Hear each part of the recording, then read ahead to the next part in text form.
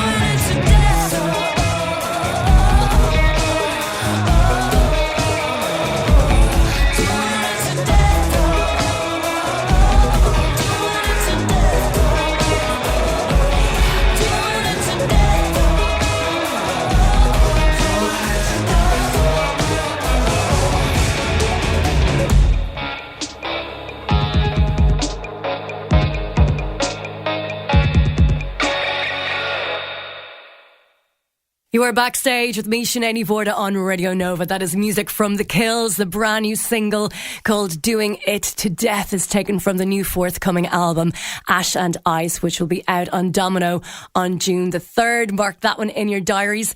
You'll be hearing from girl band shortly, and Conor McCaffrey of The Star will have the gig picks for you to check out over the coming week. But now it's time for this. Backstage on Radio Nova. Live Room. Hi, we're Hamsandwich and we're backstage with Sinéad and Mhórdha on Radio Nova. Hi, I'm Neve from Hamsandwich, and this is a cover of Prince's When Doves Cry, and we picked this song because we are all secret Prince fans. Let's not get silly on this. 1, 2, 1, 2, 3, 4. How can you leave me standing alone in a world that's so cold? Maybe I'm just too demanding. Maybe I'm just like my father, too bold. Maybe you're just like my mother. She's never satisfied. Why do we scream at each other? This is what it sounds like when doves cry.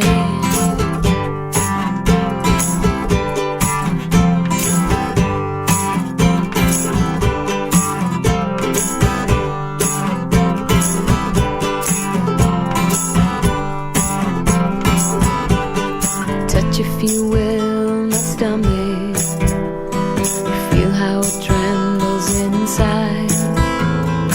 You got the butterflies all tied up. Don't make me chase you, even doves have. Maybe you're just like my mother. She's never satisfied. Why do we scream at each other? This is what it sounds like when doves cry.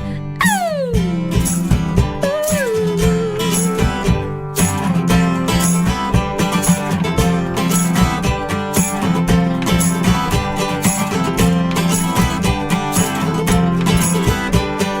Maybe you're just like my mother. She's never satisfied. Why do we scream at each other? This is what it sounds like when doves cry. Backstage on Radio Nova. On now to the Pogues. They formed in 1982 in Shame again, then a member of a North London punk band called the Nipple Erectors, later shortened to the Nips. Saw Spider Stacey playing tin whistle in a London tube station. They hit it off, and along with Nip, Jim Fernley on guitar, they began to perform traditional Irish tunes in London's streets and pubs. Calling themselves Pogue Mahone, they united Finer, Rankin and O'Riordain and added McGowan's earthy Joycean original songs to the repertoire. Coach O'Riordain, former bassist with the band, talks Route 66 and surviving the Pogues in a moment. But first, let's have some music from the band. From the Pogues, this is Sally McLennan on Radio Nova. Well, Jimmy White, our manager in the pub where I was born. He played it from the night time to the pace of early morn. He sold the souls of psychos and the men who had the horn. And they all left very happy in the morning. But Jimmy didn't like his place in this world of ours, where the elephant man brought stormers next and he had too many powers. So I started to see the grieving of the people that I'm leaving, and he took their all for God knows in the morning. We walked into the station in the rain. We kissed him as we put him on the train, and we sang him a song of times long gone. Though we knew that we'd be seeing him again. Sad to say, I must be on my way, so buy me beer and whiskey cause I'm going far away. I'd like to think I'll be returning when I can to the greatest little boozer and to Sally McLennan. The years went by as times have changed, I grew to be a man. I learned to love the virtues of Sally McLennan. I took the cheers and drank the beers and crawled back home at dawn. I ended up a barman in the morning. I pried the pump and took the hump and watered whiskey down, and took the booze and horses to the men and drank the brown. I heard the say that Jimmy's making money far away, and some people left for heaven without warning. We walked into the station in the rain. We kissed him as we put him on the train, and we sang them a song of times long gone.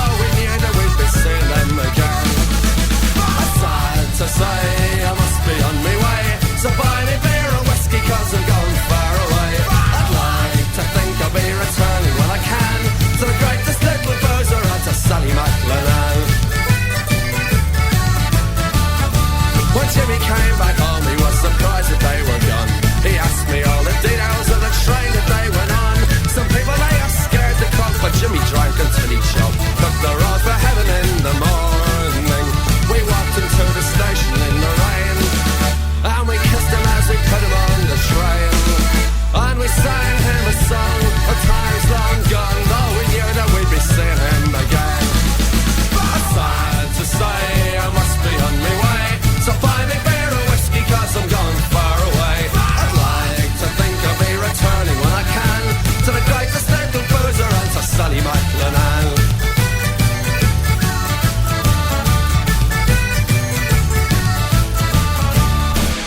Sally McLennan from the Pogues on Radio Nova. How good was that?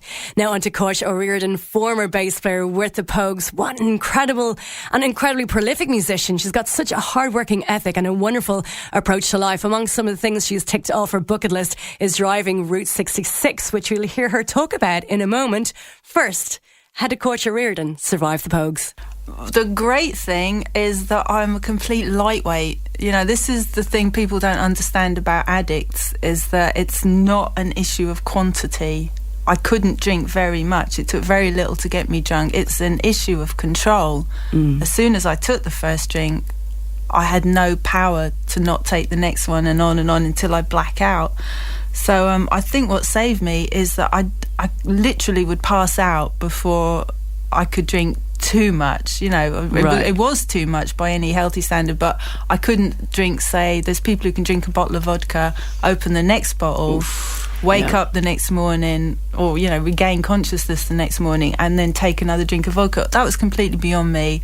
The most I could handle would be like 2 bottles of wine.